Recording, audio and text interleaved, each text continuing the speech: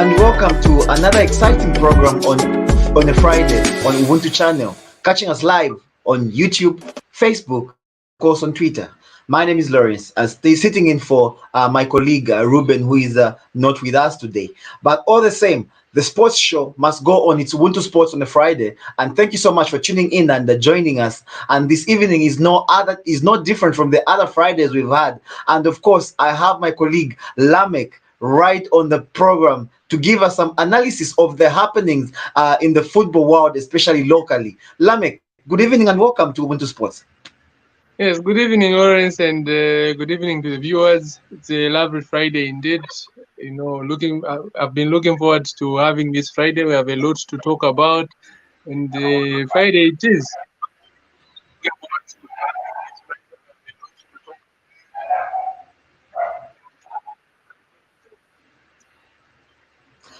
All right. Now, here's the thing. We have so much sporting happening, especially this week. We've seen so much happening, but of course, we are trying to dissect happenings in terms of local sports news right here on Ubuntu Sports. And there is no better place to start from apart from the Alex Ngonga saga coming to bed, of course, and him joining the Congolese giants, that's TP Mazembe. Lameck, what's your take on that development? I think for Alex Ngonga, it's a good move for him. It's a really good move for him, and I am not sure if Lameck is with us. Lameck, are you there? Yes, I'm very much there. All right. I'm saying there is no better place to start a show apart from starting with this Alex Ngonga saga, which is maybe coming to an end finally, and him signing for the Congolese giants TP Mazembe. What's your take on that? Yeah, it's a good move for Alex Ngonga. Personally, I feel for his personal development, it is good. It is not the first time he's traveling out of the country to play football. He was in Gabon some time back before he came back to join Power Dynamos. Now this is a new journey for him, a new challenge for him. He has to prove himself at TP Mazembe.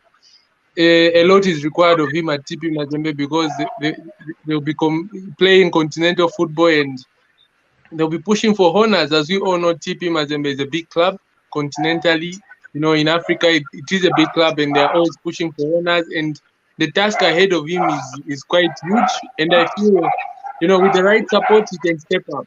But what is something behind, something that is really that I feel will be I am looking out for is if he will be cleared to play for TP Mazembe, considering that he's banned in Zambia. What will be the interpretation by the Congolese FA of the ban? Are they going to allow him to play, or FAZO won't release the transfer, ITC international transfer certificate, considering that he's serving a ban? So now, that is another area of interest. And surrounding the same transfer, Lameck, I think we were caught unaware by a statement that came from the Nkana Exco chairperson, stating that it seems there are some agents who are pushing for some of their players to go to cross the borders from the Copper Belt into the Congolese side, and they are trying to maybe issue a stern warning to such agents because they feel probably things that are coming here, some rumors coming out of the transfer are that the move actually came as a surprise to Nkana themselves, because a lot of things that were not really expected as things happened. What really was happening behind the scenes? So for Alex Bazongonga, I think Nkana keeping Bazo while he's suspended would have been a financial burden on the club. We all know that since the grant was cut I think it was cut in half some years back, Nkana haven't been the powerful side that we've known them financially. They've been limping here and there. So keeping Alex Ngonga, who draws a huge salary, he's one of the highest paid players in the league. So for Ghana, it would have been a financial burden, but going to TP Mazembe, maybe it was a surprise, maybe it wasn't. But for me, I think it's good for Ghana, it's good for Bazo on he as a person. But the players that are being noted, I feel it's the goalkeeper who's trekked to Mazembe, and there's also other rumors of one or two other players in the team that are pushing for moves out of the club to Mazembe. We all know Ghana fighting relegation. It's not all rosy for the 13-time champions. It's not all rosy. It's players always want to move here and there, but Ghana have brought out a statement and they're serious about it because all players are contracted. They're not in a position to sell their best players at this moment because they are fighting relegation. Anything goes wrong, they may be relegated. And the decisions that may be made today may lead to the relegation of Ghana. And, in terms of soccer fans, unless you're a Power Dynamos fan, but for me, who's a neutral fan, I wouldn't want to see Ghana playing National League football, traveling to Mpulungu, Livingston. We want to have that in Ghana. The euphoria that each team has when it's playing in Ghana. In Ghana, they go to places such as Mazabuka. These clubs get to some finances because a lot of people want to watch that team. When they travel to places Solwezi, a lot of people want to watch in Ghana. So there's a lot that Ghana brings to the Super League, and we all don't want to. Okay, majority may not want to see Ghana relegated, and that is based on the decisions that are being made today. I am so much worried concerning the same statement. I think it reveals quite a lot of the things that are happening behind the scenes. Probably players are not so happy being at Nkana anymore. Maybe that is the reason why we are seeing terrible results from the team. Or is it just the fight against relegation that the players are trying to avoid and maybe don't want to find themselves playing Division One football and all that? That's why they're pushing for moves. What really is making players agitated to be at Nkana right now? Look, football is complicated. Football is complex. It's complicated. There's no such thing as playing for the biggest club because even right now there are players. I think Memphis Depay, who's leaving Barcelona for Atletico Madrid. We all know who doesn't want to play for Barcelona. So that shows that football is complex. It's really complicated. So it is not an issue of being unhappy at Tinkana. It is an issue of individual wants what a player wants individually. There are players that are happy at Tinkana. A majority are happy playing for the club. The prestige that comes, the marketing aspect. Every player is visible. As you play for Ghana, it brings about a lot to a player's career. So a lot of players that may want to move may just be looking for greener pastures, but majority of them it's just individual wants what they want for themselves, not really because they're unhappy or what, but they just feel maybe a change would be good at this particular time.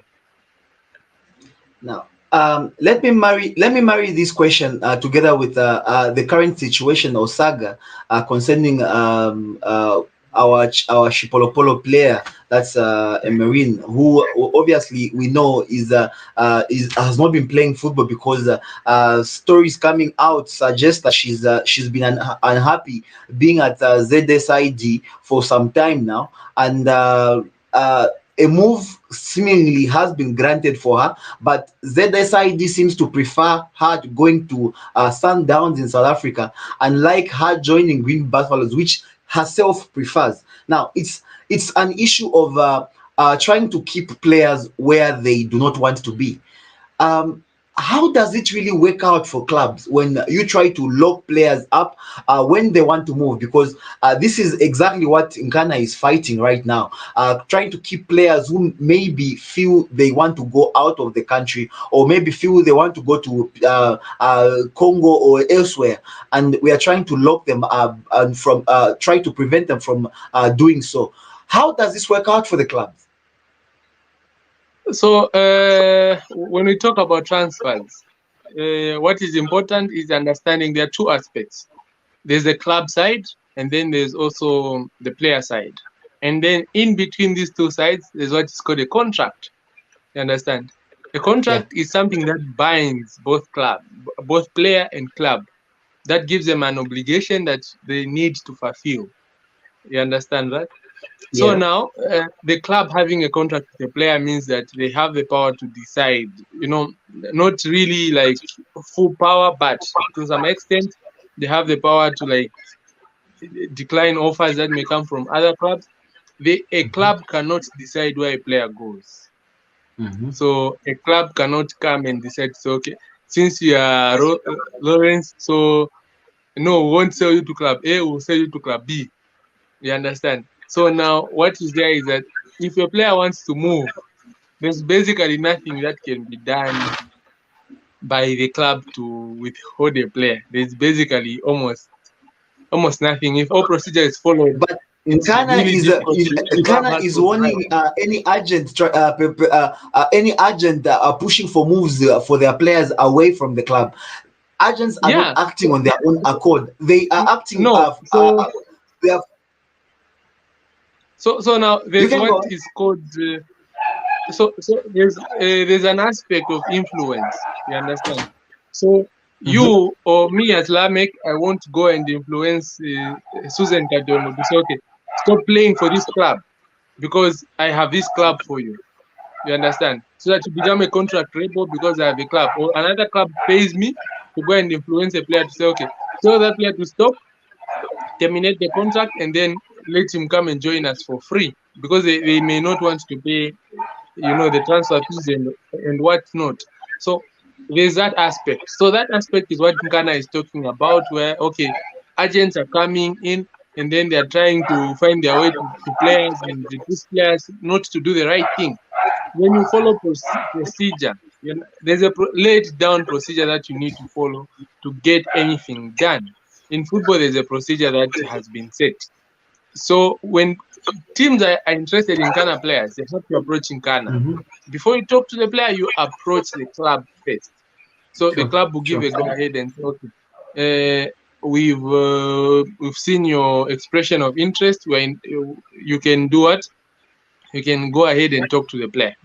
That's when the club goes and starts talking to the player, arranging what not and all of that. Once they're done with the player, they come back to the club and say, okay, we are done with the player, so we want to do a deal.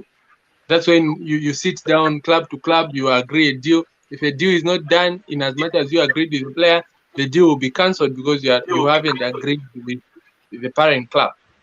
That is how procedure is done. So if a club or an agent comes and tells the player, okay, stop training, in this 1 week I'll get you and take you to country A so that you train, and then when you impress, that's when you come back to the club.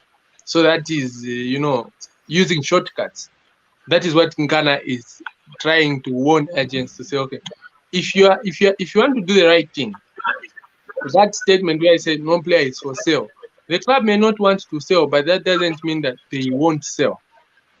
Clubs have come out and said, okay, we don't want to sell this player, but at the end of the day, they've been pushed to sell. So for Ghana, they may say they don't want to sell, but at the end of the day, they may sell 1 or 2 players. That is that's doable.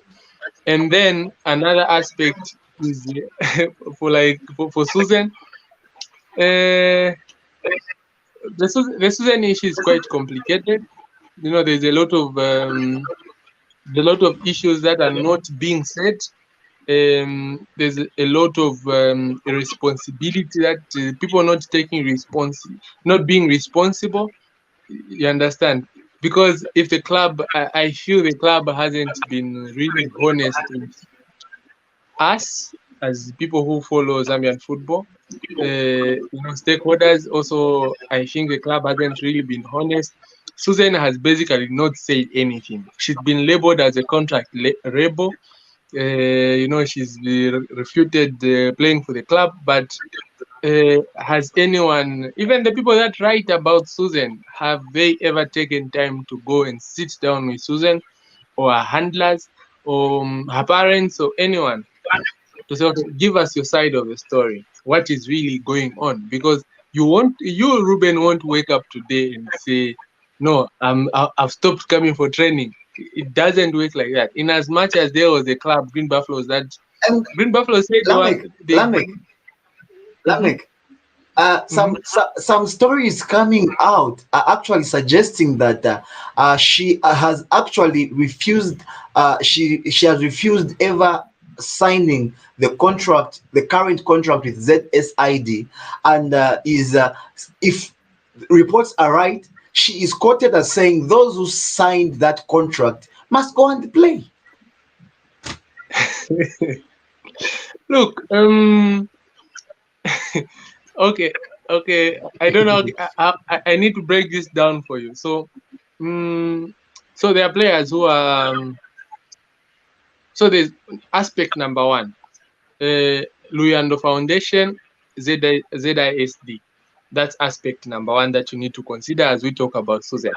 Then aspect Mhm. number two, patients or parents, the family, players' family. That is aspect number two. Number three, the player herself. You understand? So these three aspects are important to finding a solution for Susan. Number one was at first the player was loaned to ZISD. You understand? Mhm. That was the first aspect. In as per FIFA standard, you may not loan amateur players. So Katongo was loaned as as an amateur player. So you cannot loan an amateur player. And then at the time of the loan, was she of legal age? So that is aspect number two. Was she of Another legal age? complication. Yeah, was she of legal age? So if she wasn't 18 at the time, she won't sign on the contract. But Yeah. it's either the relative may sign. You understand? Yeah. Maybe the mother, brother, father, whoever can sign. Not an agent. An agent won't sign on behalf of the player, but a relative may come and do what? And sign in Inside. younger players. Yeah, because this is a local arrangement. So abroad, she can't go if she's under 18. So because Sure. it was a local transfer, so someone had to step in. You understand? So someone comes in and signs. For at the time, yeah, everything was attractive and good. But now we go to the Luyando ZISD, was the right procedure followed in registration of the player. So that's aspect number two. Was the right procedure followed? From was she bought from Luyando, or what arrangement was done? This is an issue that is being skipped by the people that are publishing stories about Susan. They say she has a contract with that club, but did the club follow the right procedure in getting the player? So that is another question. If the club can come and say, okay, this is the procedure that was done, and we are the real owners of a player, that's well and good. And then the third aspect is, what does the player want for herself? Because at the end of the day, we as people, she's a person, she has emotions, she has her wants, she has her dreams. So a club can't come and stand in the way of a player because you have a contract. You understand? Yeah. Yeah. If you break down that contract, there's a lot that can be, one or two issues in that area of the contract that can be found that maybe ZISD did not do. So the only problem that came in is how she transitioned to, she stopped training with ZISD. What led to that? So now I would be really happy to hear about, instead people calling names, because we've already seen articles being written. Oh no, this guy is being mentioned as the one influencing the player. No, this guy is misleading. No, this guy is doing what? It would be really, these people that are writing about the young girl should come out and tell us what really went wrong. You understand? Let them come and tell us, okay, what Yeah. happened? Yeah. What led to then? Why did she stop training at first? Because what may cause, maybe she had a discussion with ZISD and they did not reach terms, and she felt she was unfairly treated. That's why she rebelled. You understand? She became a contract rebel because of that. So people should be honest. People should come out in the open and be honest. We already know that this is not the first offer she has received. There are other offers that that she received, but no one talked about the other offers. People want to make a big issue of the Okay. Sundowns offer or I'm whatever reason. I'm I'm going to catch you there. I'm going to catch you there in the interest of Mhm. time. I think this is one issue that really needs us as Ubuntu Sports to dissect really well for our viewers out there. And thank you so much to our viewers for joining us this Friday evening on Ubuntu channel. Here we present to you Ubuntu Sports every Friday, and we just look at local sports and understand exactly what is going on in the world of sports locally. Now, thank you for joining us. And obviously, you are joining us live on Facebook, Twitter, or on YouTube, of course. And you can just leave a comment wherever you're watching us from so that we can get to hear your sentiments as well as we progress with this show. Now, Lameck, back to you. And maybe one that followed the laid down procedures and all that is what we are going to look at next, and that is the transfer of Kennedy Musonda to Yanga SC of Tanzania. We spoke about it last week on Friday, and I think just as we were winding up the program, everything was being confirmed in the background. Uh, what's your take on that one? Yeah, I think a really good move for Kennedy. I think a new challenge for him, both financially and for his development, is going to a league. It may not be, we may not consider it tougher than the Zambian Super League, but it's a new experience for him. Let him go and experience how it feels playing in a foreign land. And for me, I wish him all the best. And I'm happy that procedure was followed and Power gave him their blessing. And he's now another Zambian international, another Zambian player abroad. So that's a good move. For me, I feel it's a good move for him. But Lameck, I think there were statements that seem to have been coming out of Power saying that they were still on the negotiating table to the best of their knowledge, and the next thing they saw were photos of Kennedy lifting showing off a Yanga SC jersey. Okay, football transfers are really complex. So you cannot unveil a player that you have not signed, or you cannot unveil a player that you have not reached a deal with their club. So Yanga would True. never come out and unveil Kennedy Musonda if no contact was made with Power Dynamo. A certain level of contact So was made. you are saying in to make the long story short, you are saying Power were being economical with the truth. No, not really economical. The truth, they may have felt that they had the last part of it, because at the end we have signing of contracts. After we agree everything we need to sign, that may not have been done by the time the photos had been, came out and the unveiling was done. That may not have been done. So they may have been truthful. There's truth in that. So we cannot say they were economical with the truth. No, but there's an aspect. What I'm trying to say is a procedure was followed. Then at some stage, the player was unveiled, but the unveiling maybe was done before contract signing between club to club, which may be followed in the next few hours. That's possible. Now, rumors suggest that Kennedy is earning himself a salary of about 6,000 US dollars per month, which brought into Zambian kwacha comes to about 100,000 kwacha as a monthly salary from Yanga SC. Now, um, we a lot of us seems to have been taken by surprise by that, but I want to believe that we have seen contracts even in the Zambian Super League paying out as much in salaries. Kindly confirm that. Yeah, for the Zambian Super League, we so far don't have a player that gets as high as 100,000. No, not yet. The closest we had was 80,000, and then another rumor that suggested that Sambalungu was getting 90,000 at BuildCon. That one is still question marks still involved, but the ones I'm knowledgeable about, we had players at Tinkana getting as high as 65, 70,000.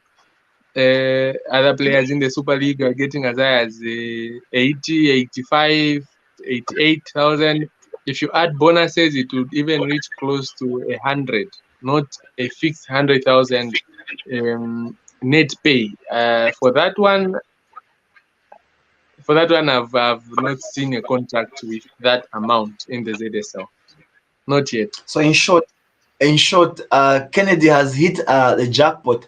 But away from the financial side of it, what exactly are we expecting Kennedy to achieve in the Tanzanian league? But before you answer that, I think let us welcome Brighton, who is just joining us. Brighton, good evening and welcome to Ubuntu Sports.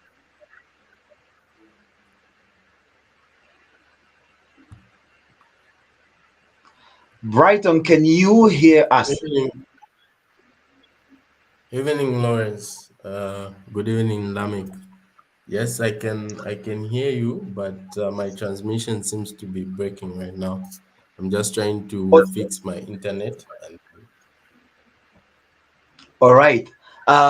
There we go. Lameck, I think you can attend to the question I asked earlier on. You can repeat. Okay, I get the question. So, so for Kennedy at Yanga, it won't be a walk in the park. Number one, he has to fit in the team. That's number one. Number two, as he fits in the team, he needs to find a position that will make him relevant to that club, because him going there, it's a big money move for him and for the club. They are expectant of goals of him.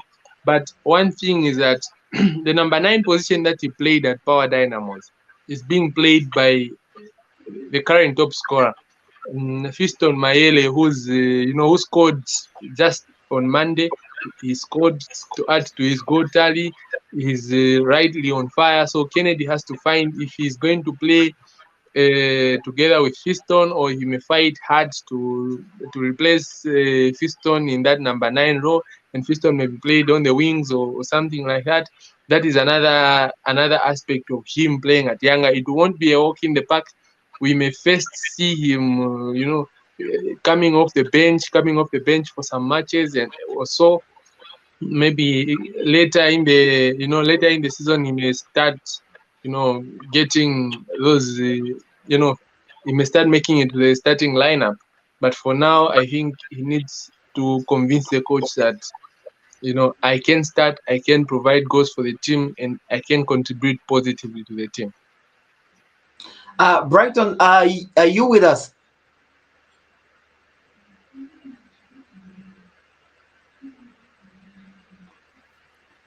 Brighton, are you with us? Hello, hi, Lawrence. Yes, I am.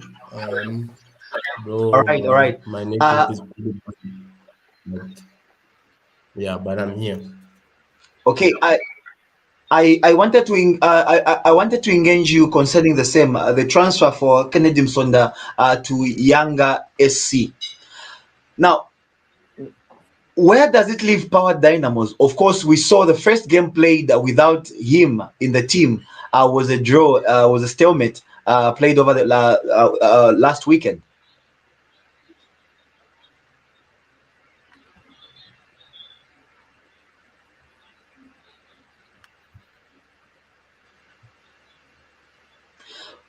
Okay, let me throw that to you, Lameck. Where does this leave? Where does this leave Power Dynamos? Of course, looking at the match played over the weekend ended in a stalemate. Are we expecting more of probably a drop in their performances or something like that? No, we don't. For me personally, I don't expect a lot of changes to the power team. Um, Power Dynamos scored goals. Other players scored goals for Power Dynamos when Kennedy did not score. So him leaving, yeah, it may have an impact on the team. But remember, Ankana, Power Dynamos have Tranquilin, who plays as a center forward. They also have Jacob Kaunda, who plays as a center forward. These two players may not have been given a lot of chance. They have Brian Mueller, who can also play as a center forward. So they have options to replace Kennedy, and all these players, have proved that they can score goals. So for me, I feel, and they also signed Thomas Chidei from Forest Rangers, who joined as a free agent. So for Kennedy leaving, I think they have it. They've sorted that out. They just need to work on the mental aspect of the game and convince themselves that they can do it, and they'll win the league. Red Arrows did it. What can stop? What can stop Power Dynamos from doing it? Currently, Power Dynamos have a 5-point cushion at the top of the Zambia Super League. Well, how long will it last? It's the 5 points. That's 2 games. The Super Exactly. League is a tough league, but you break away from the pack little by little. You start with 2 points, you go to 3, you go to 4, you go to 5. The points tally may change in the next match day. Who knows? If they win their next match against Green Eagles and Buffaloes fail to win in the next game, they may actually go up to 6, 7 points, creating that gap again with the I teams think Lameck, all in all, following. I'm trying to bring in the aspect of how smart of a move is it to sell your top scorer in a season where you are already on top of the league and probably should be expecting to keep pushing and win the league altogether, and yet you decide to sell one that is your top scorer actually. How Look, smart of a move is that? so when players receive offers, when clubs come calling for players, it's really difficult for a club to say no, because number one, the aspect that you look at is the pay. How much are they offering him? Is he tempted? Does he want to go? Because you won't hold on to a player that wants to go because you don't know, and you may know that going forward they may not give 100%. They may be frustrated at the fact that you haven't allowed them to leave. So Power did right. They did the right thing. They sold and found a replacement. Thomas today is a very able replacement. He's a well-traveled center forward. He's played in South Africa, in Zimbabwe. I think he also had a stint in the UK at Leicester with I think the junior. He's a Leicester City product. So at times you need to sell. At times you need to sell. This is not the first time it is happening. A lot of clubs have done it. They've been brave enough to sell their top men. Player is the most important thing in football. What the player wants is what determines the outcome of a transfer. If a player wants to go, it's really difficult for a club to say no. So for Power Dynamos, they never wanted to go into a tug of war, say, okay, stay, when they felt the player also needed to move. Maybe the player was also pushing for the move. Who knows? Okay, is Brighton now with us? Is your connectivity issues sorted out now? Hi.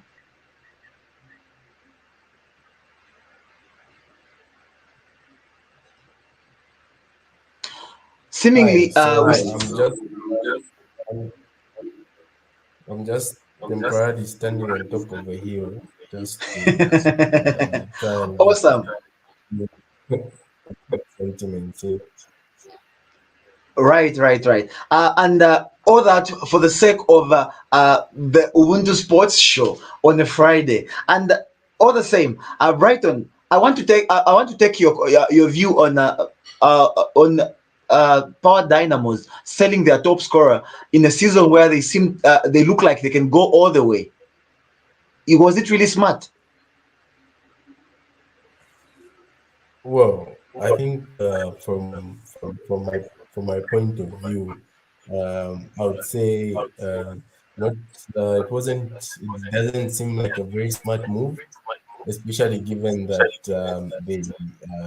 they don't seem to have a ready replacement. Of course, they have strikers in the team, but I think Musonda has been the one that has been ticking this season, and they've struggled for goals. I mean, even in the last two games they played, they've only managed to score one goal, which tells you a story. So I think in terms of the position they were in, I mean, we've seen in other places where a player, quite right, the player wanted to leave and all that. But I think we've seen arrangements for where a team will probably sign an arrangement with the club. Say, okay, this is our player, but then you can get the player, then you can loan him back to us until the remainder of the season. Or they could have. I felt, of course, we're not privy to what was going on in the negotiations and all the dealings, but I think looking on from the outside, given the position where Power Dynamos is, I would have thought they could have tried to come up with a different kind of arrangement. But Kennedy Musonda is gone. We can only wish him all the best, and Power Dynamos as well, as they try to push for a league title. Okay, right as you are on the floor, we also have 12th placed Nchanga selling their own Saile to Kaizer Chiefs of South Africa. How do you take that move?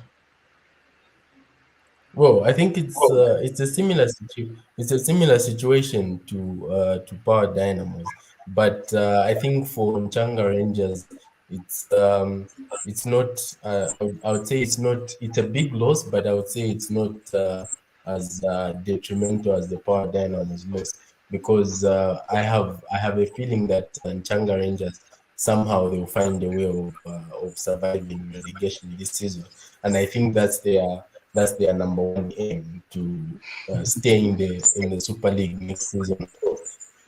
So I think for them it won't be too much of an issue. Yes, they'll miss the player; he's a very big loss to them. But I think they should be able to end up somewhere where they'll still be safe from relegation. But for Power Dynamos, it's a situation where you're trying to win the league title and then you have to let go of your best player. So I think for Nchanga Rangers, it was a good bit of business for them on their part. They cashed in, and we know them where they are located. They are not short of talent streaming in from across the border. So I think for Nchanga Rangers, they are okay in terms of their objectives for the season. Lameck, we Nchanga Rangers have sent Saile to South Africa, Kaizer Chiefs, altogether. And it so happens in the same week that Kambole is just arriving back home. Yeah, so for Changa Rangers, I disagree with Brighton. Changa Rangers have spent a number of years in the lower leagues, and they're just back in the Super League. So they have to feel the pressure to fight and survive. Mhm. That pressure is present at Changa Rangers, and everyone, supporters and everyone, is concerned for the team because they want the team to survive. Selling your best man. Yes, players like Miguel Pedro came on and they lifted the team when somebody had to. But Saile was the main figure in that team and has been the main figure since last season. So Nchanga Rangers have lost way bigger than what Power Dynamos has lost, because surviving relegation and winning the league, they're almost similar. They are almost similar because when you drop down to the National League, it's a really tough league. Financially, it's expensive, and all those other aspects. Winning the league is prestigious and all of that, but it's almost equal to being relegated. So for both clubs, Kambole coming back to Zambia, I think it's a positive move for him. he was first offered to Zanaco, who were reluctant to close a deal. I was told initially he was supposed to join a club called KMC. That was the Yanga's first priority, that he needed to join KMC, but his handlers and them felt that a move back to Zesco United was a possibility, and that would be a familiar ground, because look, the years that he has spent have really taken a toll on him. He's not the Lazi that we knew, the confident guy who was scoring week in, week out. Every time Zesco played, we knew that Lazarus Kambole would score. That was almost a fact. Yeah, so him coming back home, for me, it's a positive move. Let him come back to Zesco United. Yeah, it has been received with mixed emotion from the fans, but I think he will contribute positively to Zesco United, looking at their struggles finding a number 9. They've also struggled to replace Jesse Were, who is being rumored to having a possible return to Zesco United again. But for Lazi, I think kudos to Zesco United for bringing him back. He's just 28. So let me bring in Brighton. Brighton on the same reunion of Lazarus Kambole and George Chicken Wandamina. Oh, he's left us, unfortunately. But all the same, Lameck, are we expecting the same Lazi, given that he's going to work with the familiar George Chicken Wandamina at Zesco? No, we may not. For me, I may not expect so much from Lazarus Kambole. Look at this is a guy that hasn't been playing actively for the last 2-3 years. He's gotten very little game time in the last 3-4 years. You understand? So coming back, let's give him time. Let's give him time to regain his fitness, to regain his confidence, because confidently he hasn't been up that much. So let's give him time to go and work on his confidence. For me, I would even think about maybe 10 matches. 10 matches would do. Him playing, he may not even score in 5-7 or so, but that's just my opinion, that I feel maybe he may need that time. That may also be the opposite. He may just come in and start scoring because he's familiar with Zesco United. The coach is his former coach. So, there's a lot at play, but let's give him time. For me, I would ask the fans to give him time. Don't have too much expectations of him. Give him time. We know his capabilities. He will produce results, but let's give him time, considering the time that he's been out. What really went wrong for Lazi back in the PSL, and what lessons does Saile draw from this move that probably didn't go so right as expected? What went wrong? I think opportunity may be one of the factors that led to him not succeeding. Yeah, he got opportunities at first, but as time went, he stopped featuring. He was left out of the team. He was on the bench and all of that. That just affected his confidence, which led to the poor performances going forward. I think that's what went wrong. And for Saile, I think he's a whole different player. And the difference between I feel the difference between Zambian and the Congolese is that the Congolese have a different attitude towards work, towards what they do. I have Congolese player friends that are in the PSL. They may not be playing. The Congolese always want to play, so that's an aspect of their game. And in always wanting to play, they don't want to settle for less. They're willing to fight. They're willing to put in the extra shift and all of that. For Zambians, yes, we do all of that, but I feel our stance, we do it like in a mild way. That's how I feel. Yeah, we had players that went and succeeded in South Africa, but the last couple of players that have gone haven't been so successful. Attitude towards work has also been a factor in the stories of the players that have gone to South Africa and failed. So for Saile, let him keep the attitude that he's had at Changa Rangers. He will succeed at Chiefs. There's no be Mbesuma succeeded. What will stop Saile from succeeding? Awesome stuff. Now, we are going to look at the Zambia Super League results from round 19. That was played last weekend. Before we look at what exactly is coming ahead, starting tomorrow. Now, a good number of results came through, and of course. For me, it comes as something that is becoming normal now. Musa are still hammering. Yeah, Musa have a very good coach.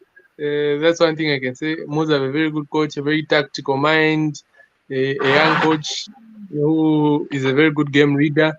It was a tough game against Green Eagles, but it took a moment of brilliance for them to get that one going. They defended well and walked away with a win. A lot of teams have failed to beat Musa simply because at first they were underrated, but now they are playing with the confidence, they believe they can do it, and they are picking those results. It's no surprise they're picking results because of the belief that they can do it, they can beat the bigger teams. And obviously, the result of the weekend was Zesco's win, 3-0 win over Red Arrows, of course. And Chicken is back. Yeah, Chicken is back. Second time he's beating, the Red Arrows coach Chisimbewe. He beat him against, and that was his only win at Cabo Warriors. He beat Exactly. Chisimbewe 1-0. Now he's back. He's beaten Chisimbewe again. We don't know if this will be his only win again or what. But for Red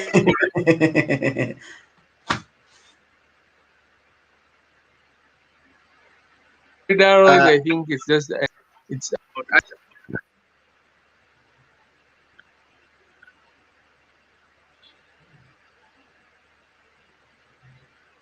Well, Lameck, are you still with us?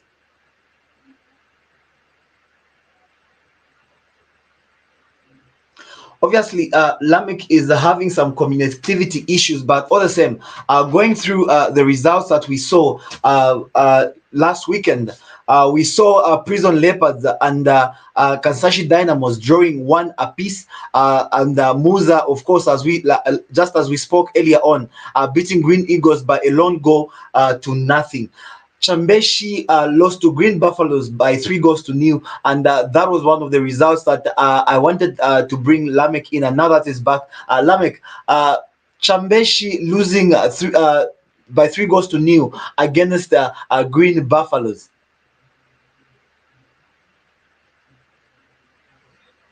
Yeah, for Chambeshi, I think, sorry for that.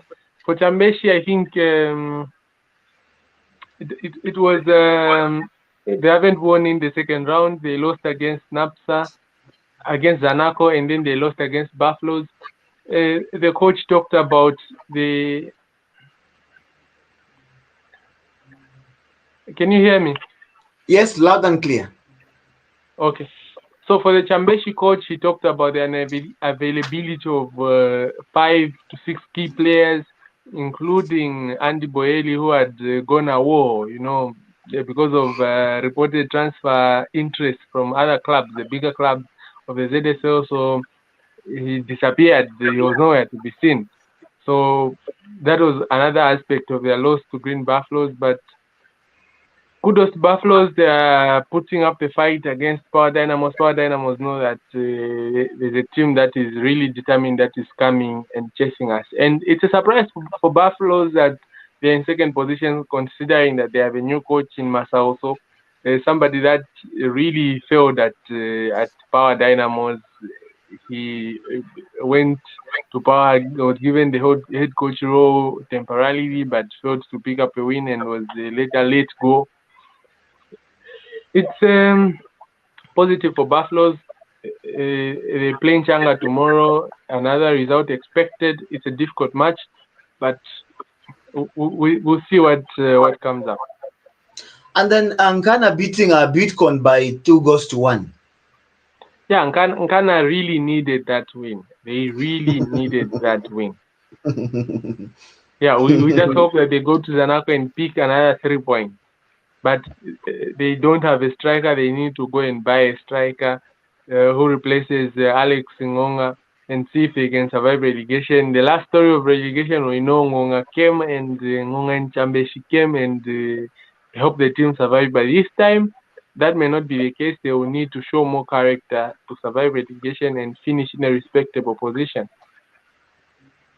And speaking of the results in general, I think it's impressive to see that almost all games had at least one goal, apart from the Lumwana Radiance and the Power Dynamos game. Otherwise, every other game had at least one goal to nil. Positive things for Zambian Super League. Yeah, positive now because we've had a low goal count. I think from match day one, we've always had a number of matches with no goals, 2, 3 sometimes 4 matches without a goal per match day, which was really worrying. And it's a positive to see teams scoring and strikers scoring. Interesting stuff. And now, going ahead and looking at what is coming ahead of us this weekend, especially, there is so much action to look out for. Looking at the Zambian Super League, and I think the biggest match of them all is being Zanaco versus Nkana. Yeah, it's for me that's the match of the weekend. Nkana are looking to revenge. They were beaten last time 1-0, which they felt was really unfair because they had a goal disallowed. Coming to tomorrow's match, a tough match against Zanaco, who are coming from a loss against Yanga Rangers. They are under pressure to perform. For Nkana, they are also under pressure to pick points. A tough match, but may the best team win tomorrow.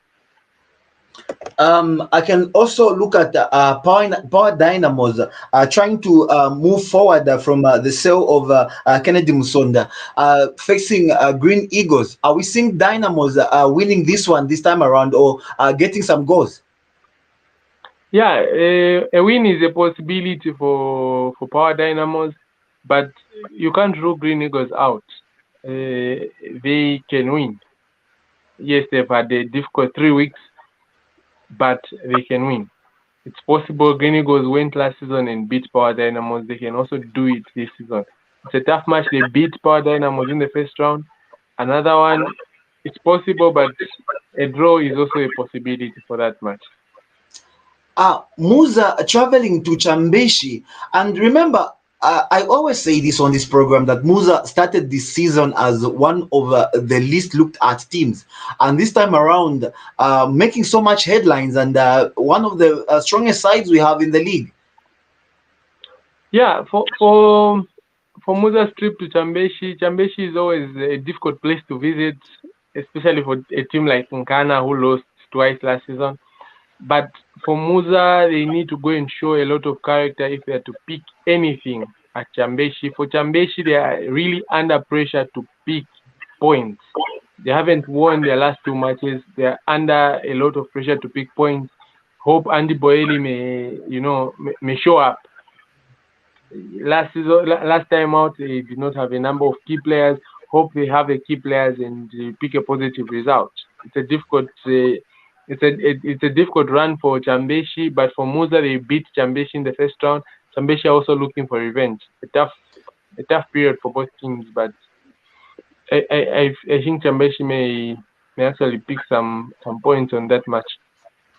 And Kansanshi Dynamos facing, that is hosting Red Arrows tomorrow. Yeah, Red Arrows beat Chambeshi 5-0 last time out in Solwezi. This match may be different, but for Red Arrows, they haven't won in 5 games. They have lost all 5 games. So that's pressure mounting on the players, pressure mounting on the coaches. They don't want to lose this one. They know they can do it. This is a team that they beat 3-0 in the first round at Nkoloma Stadium. they play again tomorrow, a difficult match. But Red Arrows, yeah, they may pick points. But Kansanshi also, you can't rule them out. They may also pick points. It's a difficult match. Kansanshi have had difficulty playing at Lumwana Stadium because of rehabilitation works that are being done at their Independence Stadium in Solwezi. Abia, are you able to hear us now?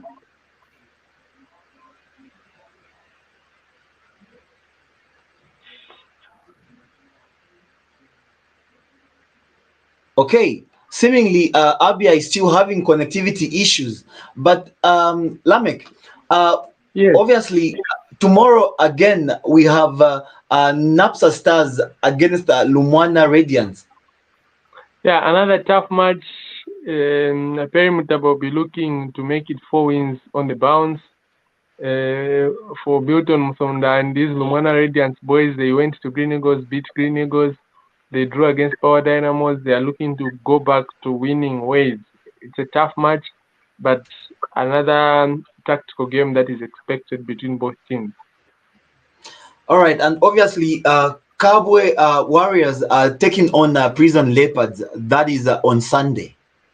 Yeah, that Kabwe derby, it has always been a difficult match for both teams.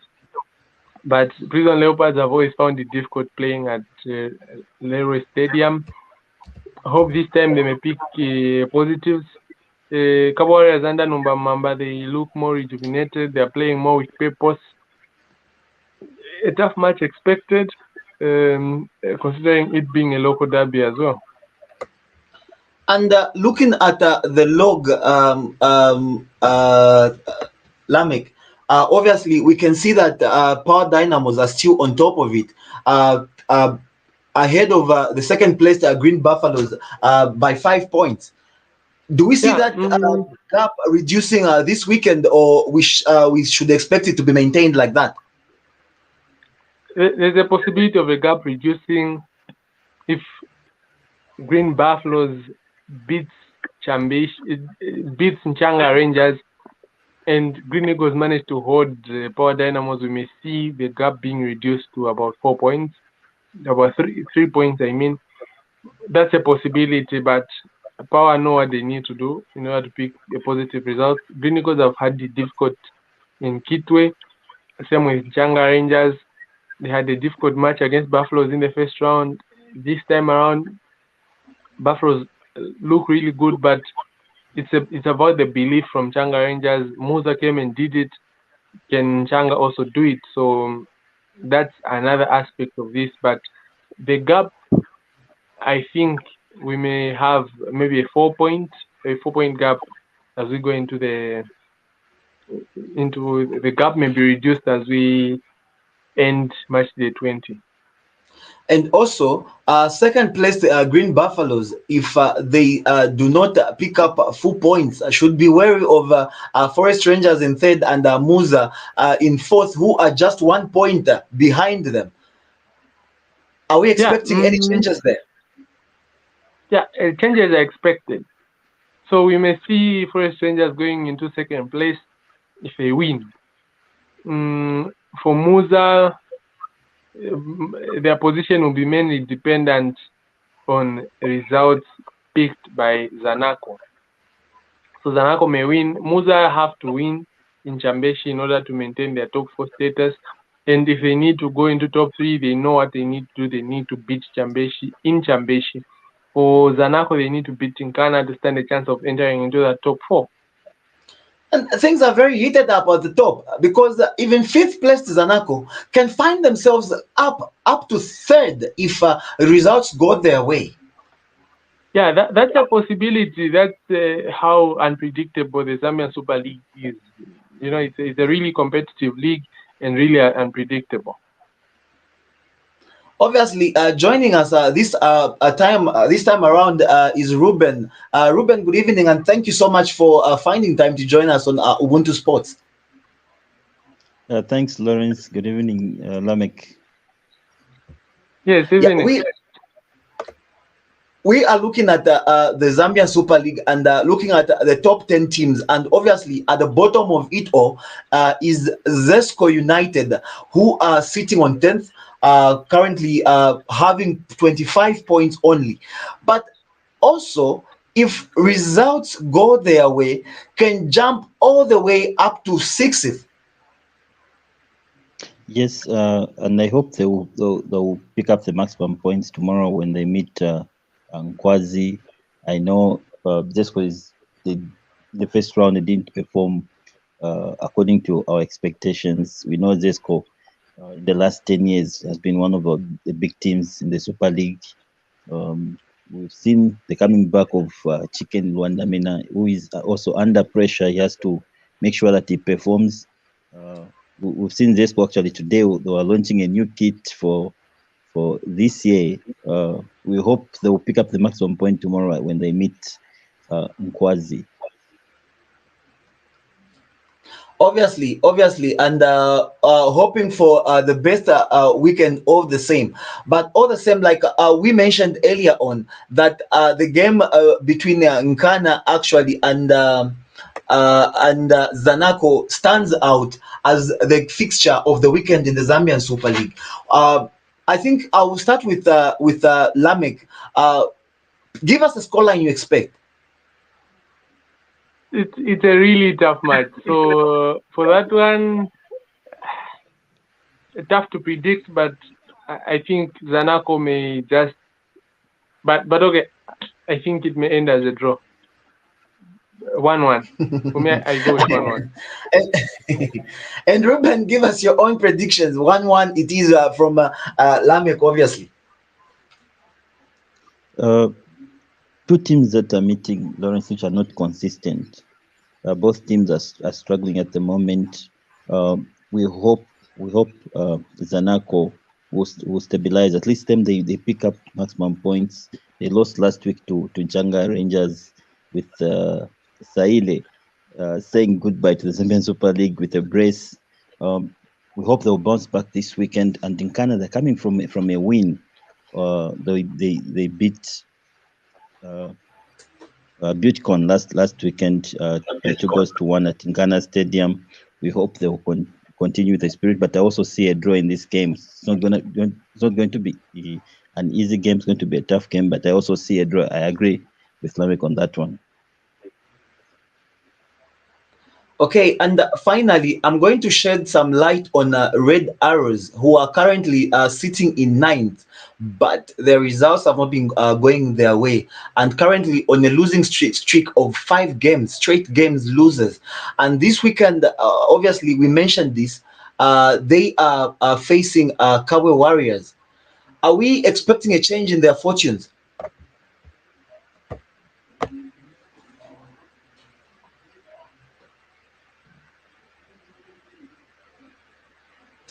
I'm not sure if who's going first, Lawrence? I'm not sure if my question was picked by anyone. Reuben, you can go first. All right. Red Arrows, they're the defending champions, and they've been losing, but not just by goal to nil, but they're allowing a lot of goals. That's what my concern is. I talked about this last week. Lameck brought in some issues of them having injuries, and I know, Lawrence, maybe you missed something. Immediately after the game for Zesco United, there was a press statement from the coach, Chisimbewe, who was assuring the fans that we are working hard and we'll start picking up maximum points. And I hope by tomorrow they'll start picking up maximum points. And they just hope they are going to reorganize themselves and start winning games. This is not the Red Arrows that we know, Lawrence. Obviously, and let me allow Abia also to come in and give a view concerning Red Arrows, who are currently on a 5-game losing streak. Yeah, thank you so much. May you remind me of the Red Arrows? Your audio is not clear, Abia. Kindly repeat what you said. I was asking to say, are you getting me? Is anyone Exactly. getting me? All right. I was asking to say Loud and clear. my network. Okay, my network was a little bit disturbing, so I did hear which team Red Arrows is playing with. You are saying? Which team is Red Arrows playing with? Red Arrows is playing Cowboy Warriors. All right, the Warrior and the Warrior Hoop. All right, thank you so much. Um, I think this game Red also. Arrows will play Kansanshi Dynamos. Come on. Yeah, it's Kansanshi. I think. They are I away think to in the northwestern province. the issue Sorry, is Kansashi Dynamos, yes. is it Kasashi Dynamos? What is Red Arrows? Yes, Kansashi. Kansashi Dynamos. I think Red Arrows may take a point, but though the way Reuben has said to say the team has been losing with 5 games, I think they have to pull up their socks and start getting points. I think they'll start with Kasashi Dynamos. So I hope for the better for the Red Arrows. Yeah. Okay, and let me give each and every one of you to give their closing remarks so that we can wind up the program. I think we are already running out of time. I'll start with Reuben on the top corner there. Thanks, Lawrence. Sorry, I've got a soft spot for Napsa Stars. So tomorrow they're at home, that at Hero Stadium, they're meeting Lumwana Radiants. I hope they pick up the maximum points. Perim Tapa, so far so good. Even them, they didn't start very well, but when it came to 2023, so far they've picked up maximum points. Last week it was a Mutapa derby and Perim Tapa won, beating his brother by a goal to nil. We hope even tomorrow they'll continue. But the big game for me is to see if Reading Ghana is going to survive relegation without Basel. I really want to see how Ghana will perform moving forward. I know they picked up maximum points last week by beating Buitcon. We all know that Buitcon is really struggling this season. We'll see if they can beat Zanaco tomorrow at Sunset Stadium. Thank you. Okay, I come to you, Abia. Thank you so much. I think my prayer, first of all, will go to Evarine Katongo. It has been long since he has been on the field. I think if the agents are please make a good follow-up for the teams and have a good discussion in order to have our girl on the pitch again, because we really need her in the FIFA World Cup Women's in New Zealand. I think that's my hope and prayer for the player. And coming to Zambian Super League, Ghana, the Red Devils, we are trying bit and to run away from red zones. So I think Zanaco, don't get us either as it is team. Get us as if you are playing with Zesco or Power Dynamos. So we are coming there with breathing and fire in order to get 3 points for that to survive relegation. And Ghana, don't resist. Those players who have gone, let them go. Us as a team, let's work hard and make sure that we fight for each and every 3 points that come ahead of us. As for the viewers, please, I just wish you a good night and a good night also for my fellow panelists, Reuben and Lameck, for running this beautiful event today. And you, Lawrence, also, you have a good night, please. Thank you so much. And lastly, let me bring in Lameck to give his final remarks as we wind up. Lameck. Yeah, for me, I think I just look forward to seeing how week 20 pans out and what changes may be there on the table. If Power Dynamos can continue leading the table, if they can widen the gap between them and the chasing pack. For me, it's all about the ZSL, and we'll see the Women's Super League. What matches are on the cards? We'll see Green Buffaloes who've gone on and gone to top the Women's Super League table. Yeah, a football field weekend. We look forward to seeing more action from our men and women in sport. There we have it. But before we even close the show, let me give a shout out to some of our viewers who have been commenting on our Facebook and YouTube platforms. I think Lucky Maia watching us from Kalingalinga. We also have Abia, who is actually joined us right and said, and Chibonta Jule there, reminding us that they are also watching us. Thank you so much for joining us on Ubuntu Sports on a Friday, and everybody else watching us and representing everyone here on the panel and behind the controllers. We thank you so much for joining us and hope that you see us through next week and join us again for another exciting edition of Ubuntu Sports on a Friday. My name is Lawrence Mlungu. On behalf of everybody, it's a good night and thank you so much. Bye-bye.